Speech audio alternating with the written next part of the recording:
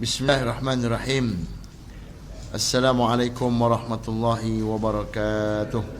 Alhamdulillahirabbil alamin wa afdhalus salati wa atammut taslim ala sayyidina wa nabiyyina wa habibina wa syafi'ina wa zukhrina wa maulana Muhammad wa ala alihi wa sahbihi wa man ihtada bihadihi wa istanna bi sunnatihi wa nahaja manhajahu wa jahada fillah haqqa jihadihi ila yaumiddin, amma ba'd. Muslimin muslimat yang dirahmati Allah Subhanahu wa taala, alhamdulillah, bersyukur kita pada Allah Subhanahu wa taala dengan limpah kurniaan Allah Subhanahu wa taala pada kita semua. Pada pagi ini dapat kita bersama-sama berkumpul di surau kita ni untuk meneruskan lagi perjuangan kita untuk mengimarahkan surau, dan kita juga berusaha untuk menambahkan ilmu pengetahuan. Semoga dengan ilmu kita akan dapat cahaya untuk menuju Allah Subhanahu wa taala, insya-Allah.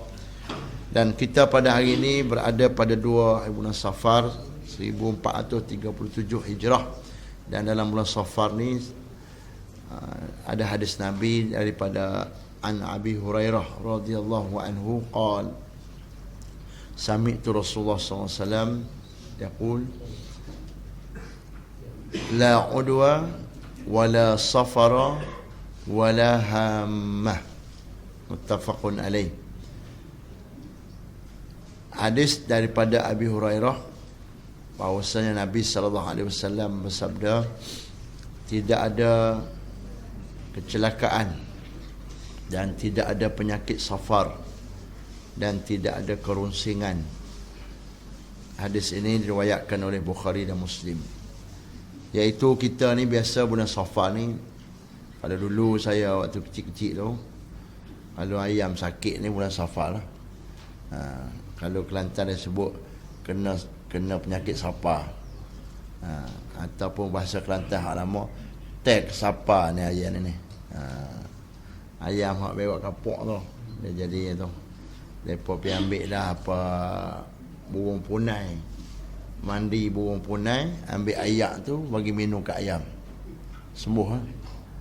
Dia tu dia cara dia. Punai pula, punai ada dua, punai tanah dengan punai atas tu. Ambil punai tanah tu, punai hak duduk bawah tu, mandi. Dan kita juga ada yang terkena penyakit safar ataupun penyakit safar. Makna penyakit ni, bulan Safar ni bulan penyakit. Bahkan ianya bukan orang Melayu saja, orang Arab pun begitu juga. Ini pembawakan di zaman jahiliah lagi, menyatakan bulan Safar ni bulan yang mendatangkan kecelakaan, musibah dan sebagainya. Maka Nabi SAW menegaskan dalam hadis dia, tak ada semua tu. Tak ada bulan mana musibah, bulan mana yang tak ada musibah. Semuanya bulan ni Allah ciptakan, dan musibah dan nikmat itu daripada Allah, bukan daripada bulan, bukan daripada hari dan sebagainya. Allah lah yang menentukan nikmat dan kecelakaan seorang. Maka kita disuruh untuk kembali kepada Allah Subhanahu wa taala. Sebab di zaman jahiliah, mereka bila datang bulan Safar ni, ada satu masa mereka ambil masa minggu yang keempat, hari Rabu bulan Safar, untuk buat majlis, macam lepas bala lah. Buat majlis lepas bala supaya apa-apa keburukan di bulan Safar tu tidak terkena pada mereka dan tak terbawa pada bulan lain. Jadi semua tu karut, dan kita berserah pada Allah SWT. Dan semua bulan Allah berikan kemuliaan dia, insya-Allah. Dan kita teruskan lagi dengan bacaan kitab kita Muniyatul Musalli. Sekarang ni kita sampai muka surat 21, Sunat Hai'ah. Betul situ lah? Kat mana itu nanti?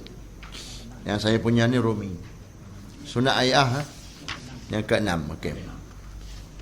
Qala musannif rahimahullahu ta'ala wa nafa'ana biqira'ati kitabihi fid daraini. Berkata pengarang kitab, semoga Allah Subhanahu wa taala merahmatinya dan menambahkan ilmu pengetahuan kepada kita dengan baca kitabnya.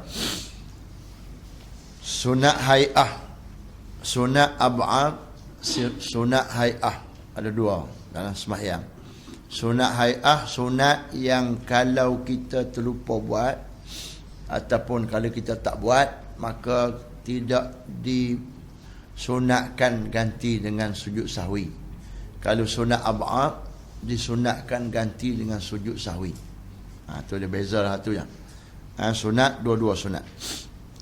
Dan benda sunat ni kita kena buat lah. Jangan kata sunat je, tak payah. Kita kena buat selagi mana kita boleh buat lah. Dia sunat itulah yang mendekatkan diri kita pada Allah. Hak wajib ni semua orang buat. Semua orang buat dah wajib. Tak buat dosa. Sunat tu kalau kita tak buat pun tak apa, tapi nak menandakan kita kasih cinta pada Allah, kita buat juga. Walaupun kalau tak buat pun tak berdosa, tak dapat azab Allah. Tapi kita buat juga. Maka di situlah tanda kasihnya kita pada Allah, dan insya-Allah Allah juga mengasihani kita. Nombor 6, membaca surah bagi imam dan juga bagi munfarid, iaitu orang yang sembahyang seorang diri pada 2 rakaat yang pertama. 2 rakaat yang pertama, Zuhur 2 rakaat pertama, Asar 2 rakaat pertama, Maghrib 2 rakaat pertama, Isyak 2 rakaat pertama, Subuh 2 rakaat. Sebab subuh ni 2 rakaat je.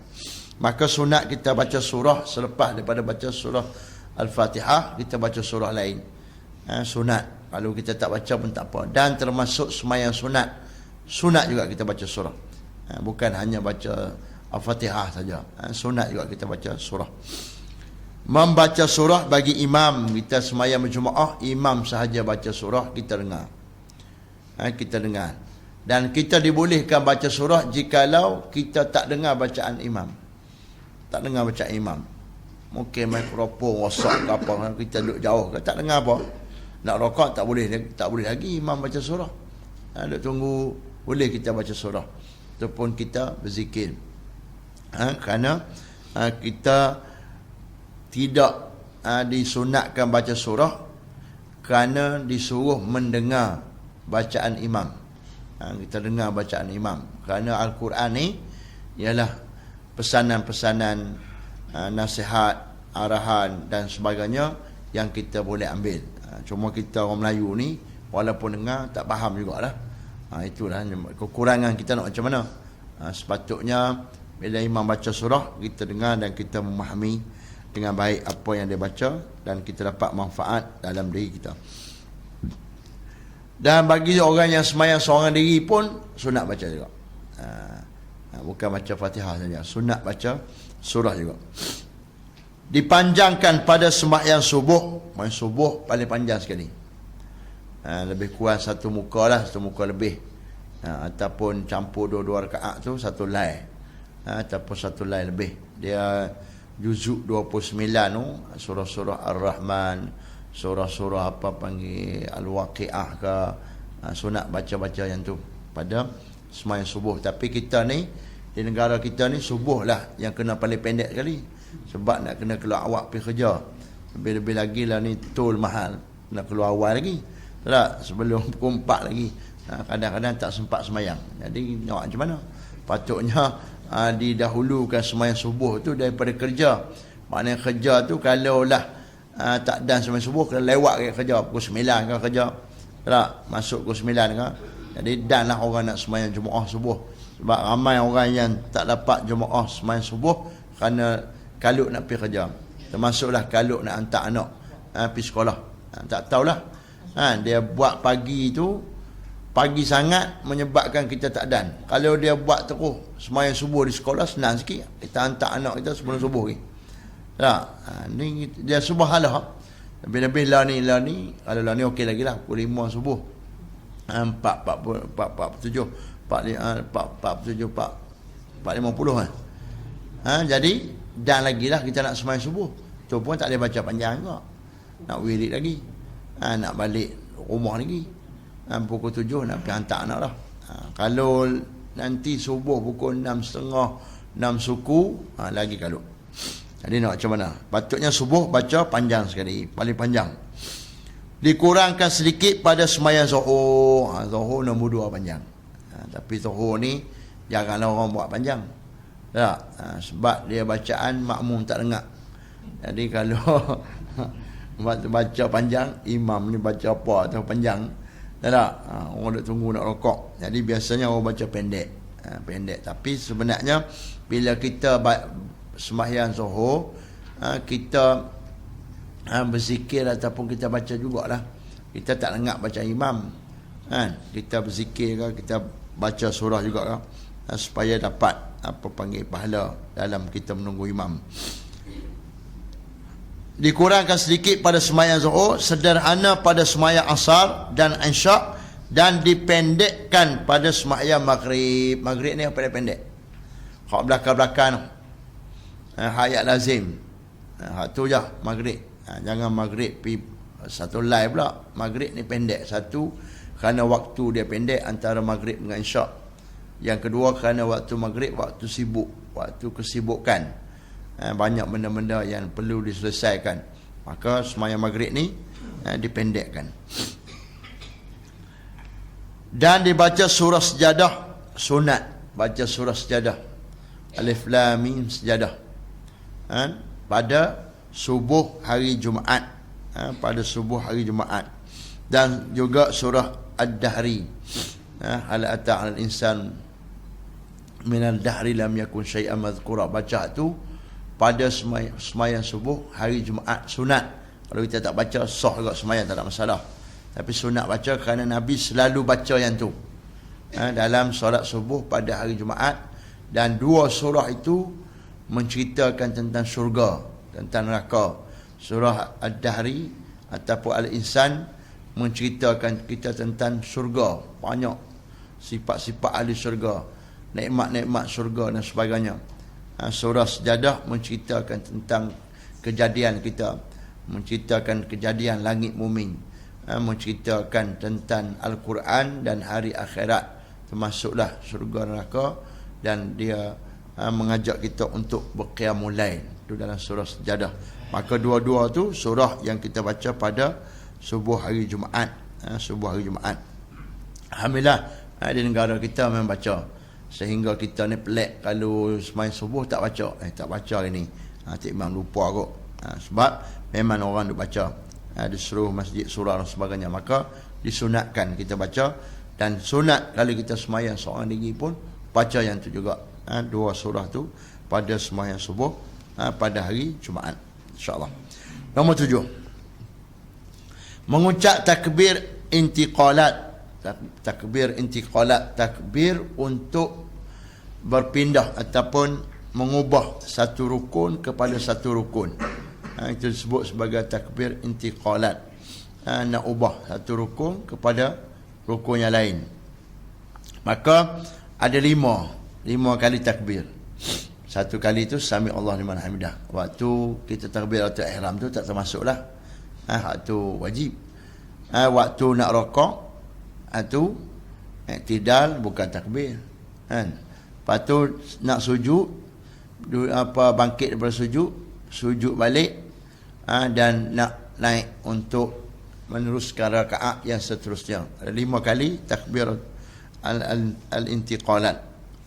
Mengucap takbir intiqalat yang 5, iaitu takbir untuk rokok, takbir untuk turun kepada sujud, takbir bangkit daripada sujud, takbir untuk sujud yang kedua, dan takbir bangkit daripada sujud kepada qiyam. Ada 5 yang sunat angkat tangan sekali je, iaitu waktu kita nak rokok. Sunat angkat tangan.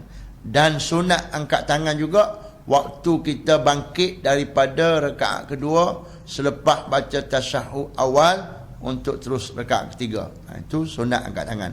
Yang lain tak sunat angkat tangan. Yang sami Allah liman hamidah tu tak apalah. Itu sami Allah liman hamidah. Ni yang takbir. Dan takbir tu Allahu Akbar. Allahu Akbar. Dan tu imam dia kena kuat. Kata dengan kuat, makmum slow lah. Untuk diri sendiri je. Imam baca dengan kuat supaya orang dapat mengecam pergerakan dia. Mungkin kadang-kadang orang yang sembahyang tu orang buta. Maka dia tak nampak. Muslimat duduk belakang. Dia tak nampak lah ni sujud ke apa ni. Maka dia kena takbir kuat. Dan biasanya kalau boleh lah macam muslimat ni, dia kena ada juga ruang bagi nampak orang sembahyang depan. Dia tak boleh tutup terus. Tak, bagi nampak orang sembahyang. Sebab kadang-kadang dalam sembahyang berlaku kesilapan. Berlaku kesilapan. Contohnya, sepatutnya imam baca tasyahud awal, tapi dia Allahu Akbar pergi naik rakaat ketiga. Maka kita yang tak nampak ni, baca tasyahud dah, naik rakaat ketiga. Sebab bila tu imam naik rakaat ketiga, kita makmum kena ikut naik rakaat ketiga semua. Kita tak payah baca tasyahud, tinggalkan. Nanti last sekali kalau tu imam sujud sahwi, kita pun sujud. Selesai masalah. Tak? Kita tak payah nak baca apa-apa. Sebab baca tasyahud awal sunat ab'a. Dan tu imam apabila dia bangkit dah, dia bangun dah, dan bangun dia tu lebih dekat kepada berdiri, dia tak boleh duduk dah. Walaupun kita subhanallah pun, banyak kali subhanallah pun tak boleh duduk. Kalau dia duduk, batal sembahyang dia. Sembahyang dia batal. Dia kena keluar daripada imam, batal sembahyang dia. Sebab apa? Sebab dia telah iltimas, telah masuk kepada rukun, dan kemudian dia kembali balik kepada sunat. Tak boleh. Benda sunat tinggal tak apa dah. Kita dah masuk dekat rukun dah, masuk nak laksanakan rukun, iaitu qiyam untuk rakaat yang ketiga. Kita tak boleh undur dah untuk kita baca balik tasyahud. Begitu juga panggil qunut. Bila dah sujud, turun dah, dan kedudukan dia lebih dekat pada sujud, maka tak boleh bangkit dah. Kalau sikit baru teringat, boleh undur balik. Maknanya kedudukan kita tu sama ada dah dekat dengan sujud ataupun masih dekat dengan berdiri. Kalau dekat dengan berdiri, kita balik boleh undur untuk baca qunut. Kalau dah dekat dengan sujud, maka kita tak boleh untuk bangkit balik untuk baca qunut. Maka kita akan tampun dengan sujud sahwi di akhir. Ini kena faham. Berlaku di Masjid Taman Intan. Tu imam tak baca tahiyat awal sembahyang sah. Sebelum tu imam sembahyang sah 5 rakaat. Depa pening dah. Tak, 5 rakaat. Imam naik rakaat kelima. Ada orang ikut imam. Ada orang tunggu imam. Ada orang bagi salam terus. Jadi yang mana betul? Depa suruh imam buat kuliah pula hurai. Sebab kami pening ni. Hak tu pun pening dah. Tak. Patut tak pening lah. Pening apa? Bila imam lebih, kita tahu, kita yakin dah kita cukup dah 4, kita dah subhanallah, imam tak dengar juga sebab dia yakin dia 3, maka kita boleh tunggu. Nak salah dengan imam, tunggu lah. Dia buat lah dia. Kalau kita tak mau tunggu, kita baca tasyahud akhir mufaraqah, dan kita hak yakin pempat ni tak boleh ikut imam sebab dia dah buat yang lebih dah, salah lah.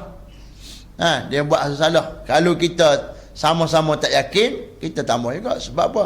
Sebab yang tak yakin dikira lebih sikit daripada tu.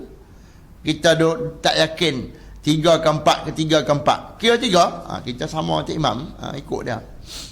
Ikut dia. Kalau orang yakin dah, kata dah cukup 4, dia bangkit juga, atas sembahyang dia. Sebab dia cukup dah. Jadi tak ada masalah. Jadi bukannya satu masalah besar yang perlu buat kuliah khas untuk orang lebih 1 rakaat. Lagu mana?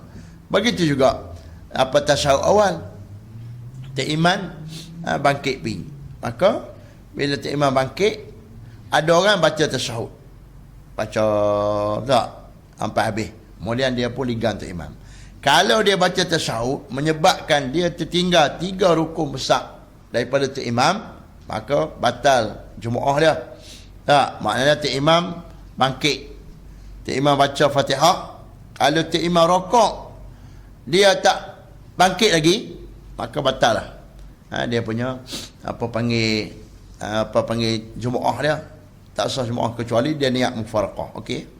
Bila batal Jumaah, batal sembahyang dia. Maka seeloknya dia tak payah baca tasyahud. Dia ikut terus. Ataupun kalau dia tak baca juga, baca cepat-cepat. Naik terus. Tapi eloknya tak payah baca. Sebab kita kena ikut imam. Ikut imam tu lebih utama daripada pi baca tasyahud. Untuk kita dapatkan sunat. Sebab sunat itu boleh ditampung dengan panggil sujud sahwi. last sekali Tok Imam sujud. Okey. Tu benda-benda yang kita perlu sedar. Ya.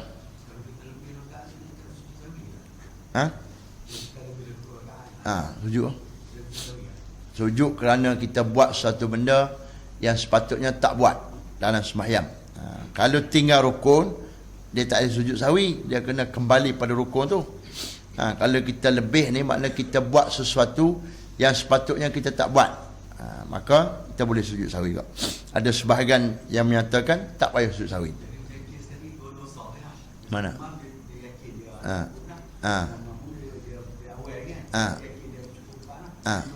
Dua-dua sah. Tak perlu sujud sahwi. Cik Imam tak perlu sujud sahwi lah. Dia tahu dia memang dia 4 baru. Tak perlu. Kita tunggu. Tak perlu. Okey. Ya. Cik Imam dia ingat dia tak cukup lagi dia ingat rukan 5 tu dia naik juga. Pasal dia naik tu dia tengah balik. Turun. Turun balik. Teringat aja turun terus. Kita baca Fatihah lah. Bismillahirrahmanirrahim. Memang 4 dah ni, yakin lah. Turun balik. Turun balik, tak ada masalah. Sebab kita dah lebih lah. Benda yang kita buat tu salah lah, maka kita unduk balik. Dia apa-apa yang kita terlebih, contohnya benda tu rukun. Kalau rukun kita tertinggal, kita pergi ke depan, kita kena unduk balik. Kena unduk balik. Contoh, kita takbir Allahu Akbar, baca doa iftitah, terus rokok. Loh, tak baca Fatihah. Kita bangkit balik, baca Fatihah. Rokok tu tak dikira. Bangkit balik, baca Fatihah balik. Sebab Fatihah rukun. Kecuali kalau kita ingat tu sampai rakaat kedua balik. Rakaat kedua waktu baca Fatihah. Loh, rakaat pertama tadi tak baca Fatihah. Maka rakaat kedua tu kira rakaat pertama. Rakaat pertama tadi tak dikira. Sebab apa? Tak cukup. Syarat rakaat tu tak cukup. Dia punya rukun-rukun dalam rakaat tu tak cukup. Maka rakaat tu ilgha, buang. Kalau sebelum kita baca Fatihah, contohnya duduk sujud ke, duduk rokok ke, kita terus kembali balik kepada asal dan baca balik Fatihah tu. Termasuklah kalau rokok tinggal ke, kena buat lagu tu. Kalau sujud, contohnya kita sujud sekali je, bangkit terus dah naik. Sekali sujud tadi, turun balik, sujud sekali lagi. Lepas tu baru bangkit lagi. Hak kita bangkit ni tak dikira sebab kita meninggalkan rukun.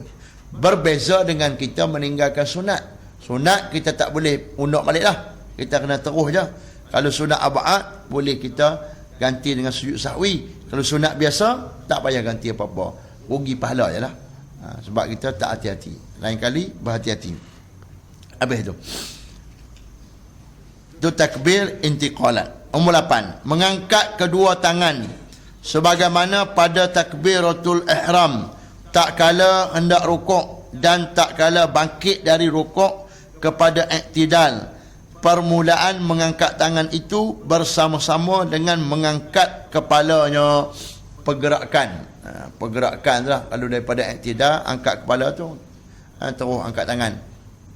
Waktu nak rokok juga, pergerakan kita tu terus angkat tangan. Maknanya dia sekali dengan pergerakan, sekali dengan perkataan. Dia sekali. Mula Allah tu, kita dah bergerak tangan kita pergi angkat.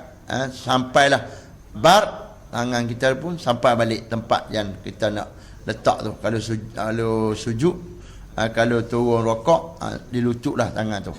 Begitu. Dia pergerakan beriringan dengan takbir ni ialah untuk orang yang buta. Orang buta dia tak nampak. Tak, kalaulah tu imam tu sebut dulu contoh pada sembahyang, iaitu pada rokok. Rokok ni kita dikira rakaat kerana kita sempat rokok bersama dengan imam. Dikira rakaat sempat rokok bersama imam. Kalaulah tu imam tu dia sebut sami Allahu liman hamidah tu, sebut dulu tapi tak rokok lagi, maka walaupun dia dah habis sebut, kita masih dan lagi rokok dengan dia.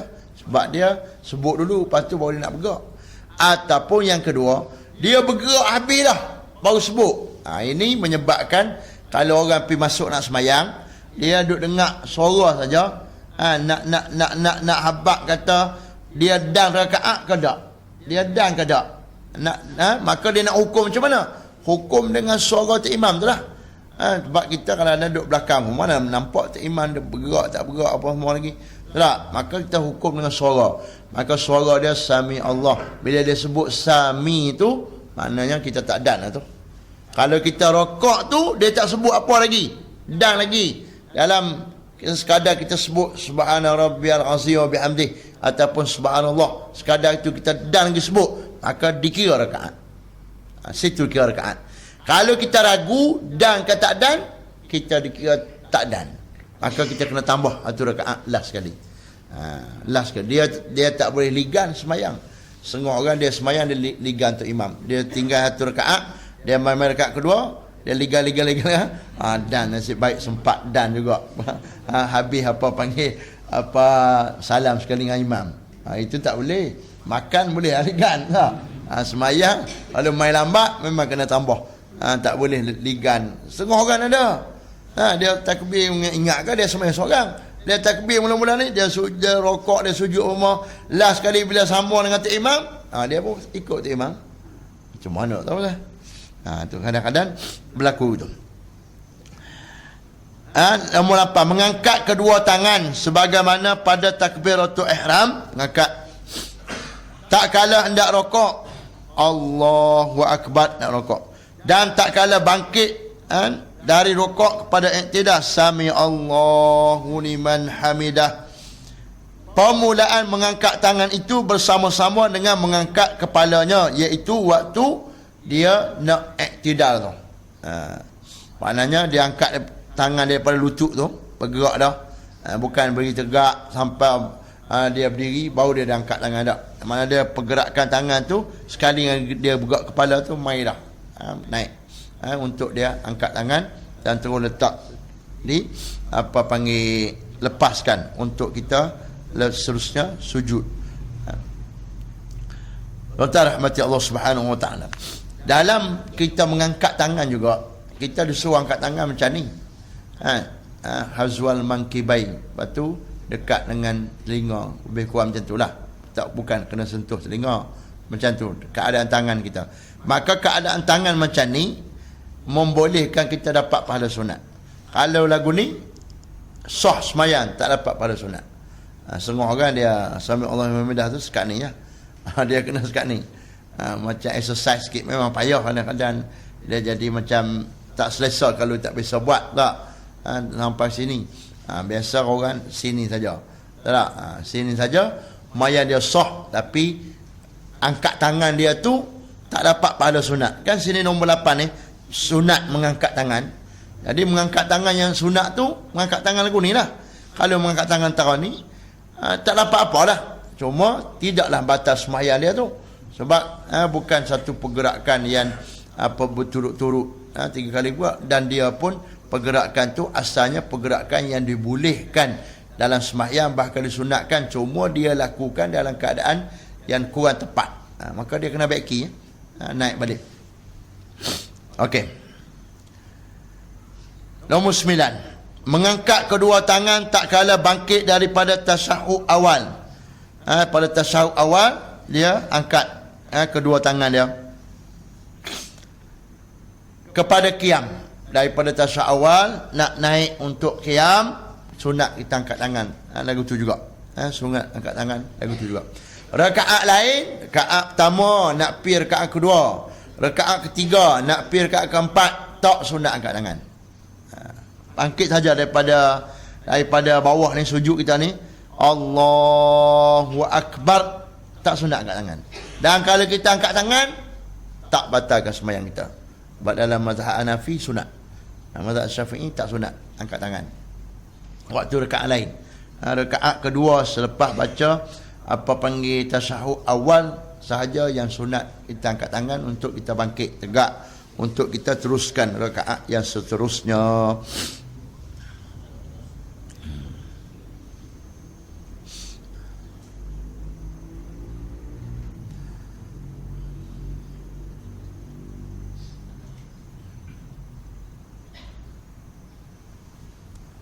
Okey, habis itu.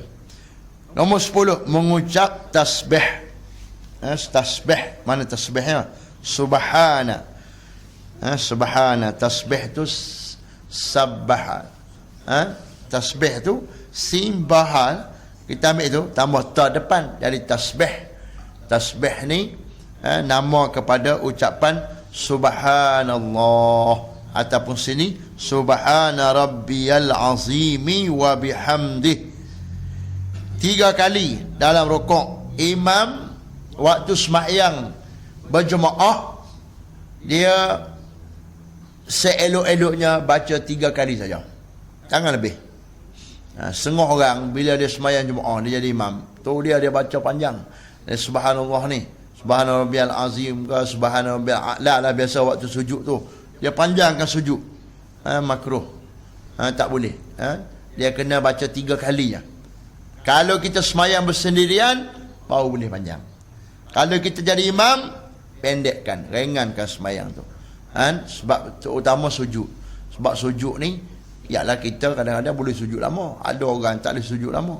Ada orang sembahyang atas kursi, sakit kan, lama sujud. Ada orang dia sakit lutut, tapi dia cuba sujud dengan betul juga, tapi kita pergi sujud lama, menyebabkan dia terbeban. Sebab sembahyang jemaah ni, Nabi memang puluh betul-betul nak suruh orang sembahyang jemaah, maka dia ringankan sembahyang jemaah. Ringankan dari sudut bacaan tasbih dia, dan dari sudut bacaan-bacaan lain. Termasuklah kalau kita baca ayat-ayat yang panjang, kita nak perhabiskan ayat tu, tapi kita dengar tangisan bayi ke belakang tu, dengar orang jatuh ke apa, kita disunatkan pendekkan, ringkaskan, perhabis cepat-cepat. Sebab mungkin ada benda-benda yang makmum perlu selesaikan. Perlu selesaikan. Macam kita sembahyang tempat perhimpunan orang ramai-ramai, pendekkan sembahyang tu. Sebab ialah kita ni tak nak pergi mana. Orang lain tu ada yang mungkin nak pergi tandas, ada yang anak dia, ada orang yang bergilir-gilir sembahyang, sekali orang lain nak sembahyang pula, ada orang tak dapat tempat dan sebagainya. Jadi ringkaskan, pendekkan. Mengucap tasbih subhana rabbiyal azim wa bihamdih 3 kali dalam rukuk. Maha suci Tuhanku yang maha besar beserta dengan segala kepujiannya. Itu kalau kita sembahyang imam. Kalau kita sembahyang sendiri, disunatkan tambah lagi. Nanti dah sebutkan pada kita. Nombor 11, mengucap tasbih subhana rabbiyal a'la wa bihamdih 3 kali dalam sujud. Dalam sujud 3 kali. Subhana rabbiyal a'la wa bihamdih. Maha suci Tuhanku yang maha tinggi. Maha suci Tuhanku yang maha tinggi beserta dengan segala kepujiannya. Maha suci ni maknanya maha suci daripada segala tomahan-tomahan orang-orang kafir terhadap Tuhan. Orang kafir kan dia ambil Tuhan daripada berhala macam-macam. Dia ambil Tuhan ni api buat Tuhan dia, sembah pokok, sembah lembu, macam-macam jenis. Maka Allah ni maha suci daripada sembahan-sembahan karuk ni. Allah SWT dia ni maha suci daripada anggapan-anggapan yang tak betul kepadanya. Nombor 12, dan bagi orang munfarid maknanya orang sembahyang seorang, sembahyang sendiri, seorang dia. Ditambah lagi bacaan yang berikut selepas selesai membaca tasbih dalam rukuknya. Subhana rabbiyal azim wa bihamdih. Kita bacalah sampai 7 kali ke, ataupun 11 kali ke. Kemudian kita tambah ni, Allahumma laka raka'tu wa bika amantu wa laka aslamtu khasha'a laka sam'i wa basari wa mukhi wa azmi wa mastaqallat bihi qadami. Bukan wa azmi, wa izami. Wa izami, izam, tulang. Ya Allah, aku rukuk untukmu, aku beriman kepadamu. Aku rukuk untukmu, aku beriman kepadamu. Sini ada tak?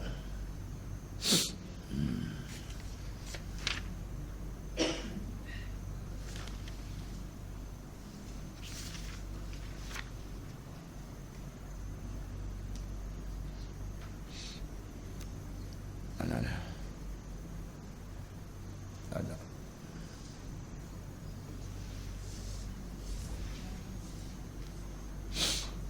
Ya Allah, aku rukuk untukmu, aku beriman kepadamu, dan aku beragama Islam keranamu. Pendengaranku, penglihatanku, otakku, tulangku, dan apa yang ditanggung oleh kakiku khusyuk kepadamu. Ni kita apa panggil, menyelami rokok kita tu. Kita menyelami rokok kita tu, dan kita bawa dia tazallul, merendahkan kita punya diri kita depan Allah SWT, sehingga kita lahirkan dalam sebutan kita, pendengaranku, penlihatanku, akal fikiranku, tulan aku, dan apa kaki aku, semuanya ni khusyuk ataupun mengikut perintahmu dalam sembahyang, khususnya untuk rokok kepadamu saat ini. Itu di antara kesedaran yang kita perlu ada waktu kita rokok, supaya ia mendatangkan kekhusyukan. Dan ditambah lagi selepas selesai membaca tasbih dalam sujud, Allahumma laka sajadtu wa bika amantu wa laka aslamtu, sajada wajhiya lillazi khalaqahu wa sawwarahu wa syaqqa sam'ahu wa basarahu, tabarakallahu ahsanul khaliqin. Walaupun sebahagian tu kita baca dalam sujud sahwi kita, sujud sejadah kita, tapi sini pun disunat juga kita baca tiap-tiap kali sujud. Ya Allah, aku sujud untukmu, aku beriman denganmu, dan aku beragama Islam keranamu. Muka aku sujud kepada Tuhan yang menciptakannya, membentuk rupanya, dan memberi pendengaran dan penglihatan kepadanya. Maka berkatlah Allah yang maha, ia adalah sebaik pencipta, yang mana ia adalah sebaik pencipta. Tuan-tuan rahmati Allah Subhanahu Wa Taala, kita tambah dalam sujud kita. Ni kalau bila kita semayang seorang, kita boleh sujud lama. Tak ada masalah. Semayang seorang. Waktu kita semayang sunat ke, lepas semayang fardu, kita semayang sunat. Ini kadang-kadang kita semayang fardu dari lama, semayang sunat dia sikit pula. Terbalik. Patutnya semayang fardu tu kita ringankan dia. Tak? Waktu semayang sunat, kita pulun sampai daripada kunci masjid pun kita tak habis semayang. Tak? Kadang-kadang Tok Bilal ni dia tutup lampu awal lagi. Tak? Dia takut orang semayang panjang. Sekali orang semayang panjang dia kata dia kena tunggu lama. Kadang-kadang dia tak semayang sunat lagi, dia tutup lampu dulu, siap-siap. Tutup lampu rumah. Jimat kanan. Tak. Jadi dia bagi peluang, bagi peluang semayang. Dan kalau kita tak mau menyusahkan Bilal, kita semayanglah tempat yang dia tak kena tutup. Pergi semayang, duduklah semayanglah. Sebab dia mungkin apa panggil, dia pun ada keperluan dia yang dia nak buat. Ialah dia pengalaman lama dah. Tak, kalau duduk tunggu lagi, hak no tak habis lagi, hak no pun tak habis lagi, hak ni pun tak habis lagi. Tak, lah depa duduk sembang pula, nak halau balik bukan dia. Tak. Jadi lebih baik dia buat isyarat awal-awal lagi. Tak, jadi orang boleh pergi sembahyang tempat yang terbuka, yang tak perlu ditutup tu. Nombor 13, mengucap sami Allahu liman hamidah beserta dengan permulaan mengangkat kepalanya. Sami Allahu liman hamidah. Habis tu berdiri. Ini kena berhati-hati ni yang jadi imam. Kita jangan angkat kepala dulu baru sebut. Sebab menyebabkan orang yang nak dapat rakaat tu, dia kata dapat rakaat dia. Tak? Jadi tak apalah kalau dia yakin begitu, tak apa, tak ada masalah. Cuma nak bagi dia elok lah, nak bagi kena elok. Tak? Jadi waktu kita nak bergerak ni, kita nak bergerak kepala ni, kita terus kata sami Allahu liman hamidah. Panjang tarik dia tu sampai kita berdiri. Ataupun kalaulah kita ni apa suara kita pendek, maka tak apa, sami Allahu liman hamidah, kita tak habis lagi nak berdiri, tak apa. Yang penting mula tu, jangan akhir dah. Tapi setengah orang dia marah bila tu imam sami Allahu liman hamidah, Aram dia mangkit-mangkit, imam tak mangkit lagi. Dia jadi ni pula. Kita ni pula jangan cepat sangat yang jadi makmum ni. Tak, kita kalau boleh habis dia sebut tu. Sami Allahu liman hamidah. Kita mangkit lah. Ni dia sah baru kita beri tegak dah. Saya kadang-kadang kita jadi imam kadang jadi imam. Kita tengok belakang tu. Kita nak turun sujud ni, kita Allah tu dia sampai dah kat bawah sujud lah. Kalau kita habaq dia tak jadi sujud. Ni dia sampai dah. Kan kita pun nak turun, nak turun laju tak mana. Dia mungkin dia jenis orang laju Allah tu kita baru nak sampai tu dia sujud habis dah. Jadi tak boleh mendahulukan imam. Maknanya kena tengok kalau dia sengaja batal, dia sengaja buat mengajar. Sebab di mayam Jumaat dia kena ikut imam dulu baru kita. Kalau dia tersalah tak batal. Kalau dia salah tak batal. Dia kena berhati-hati dah sikit. Okey, habis. Dan bila berdiri dibaca Rabbana lakal hamdu mil'as samawati wa mil'al ardi wa mil'a ma syi'ta min syai' ba'd. Wahai Tuhan kami, pujian itu bagi engkau jua sepenuh langit dan bumi, juga sepenuh apa jua yang engkau kehendaki seterusnya. Dan bagi orang munfarid, kita baca ni. Ditambah lagi ahlus sana'i ahaqqu ma qala al-abdu wa kulluna lakal abdun la mani'a lima a'taita wa la mu'tiya lima mana'ta wa la yanfa'u zal jaddi minkal jadd. Ni kita ni jarang nak baca lah ni. Dulu orang tua-tua dulu baca. Duk buat wirid ni kadang-kadang. Ahli kepujian dan kebesaran, paling berhak apa yang diucap oleh si hamba, sekalian kami adalah hamba-Mu. Tiada siapa yang dapat menghalang apa yang engkau kurniakan, dan tiada siapa yang dapat memberi apa yang engkau halangi, dan tiada sebarang usaha yang boleh menghalang habuang seseorang daripada engkau. Inilah ketinggian pergantungan diri pada Allah SWT. Makna tak ada orang boleh halang kalau engkau nak bagi ya Allah, dan tak ada orang boleh bagi kalau engkau halang. Makna Allah lah semata-mata pergantungan kita kepada dia. Wallahu subhanahu wa ta'ala a'lam. Semoga kita dapat beberapa manfaat dalam pengajian kita pada hari ini. Sunat-sunat hai'ah yang kita perlu lakukan dalam solat kita. Semoga solat kita penuh dengan sunat-sunat ini, dan janganlah kita merasakan sunat-sunat ni benda-benda kecil yang tak perlu dibuat. Dan kalau boleh dalam sembahyang sunat kita tu, kita lengkapkan semua sunat-sunat ini, dan kita perindahkan dengan sunat-sunat ini. Walaupun kita dalam sembahyang berjemaah kita tak sempat nak buat kerana imam pendekkan sembahyang dia, ringkaskan sembahyang dia, tapi dalam sembahyang kita sembahyang sunat, kita boleh panjangkan sekadar yang kita mampu, dan kita mampu insya-Allah buat apa-apa yang telah kita pelajari ini. Semoga sembahyang kita menjadi sembahyang yang terbaik dan ianya diterima di sisi Allah Subhanahu wa taala.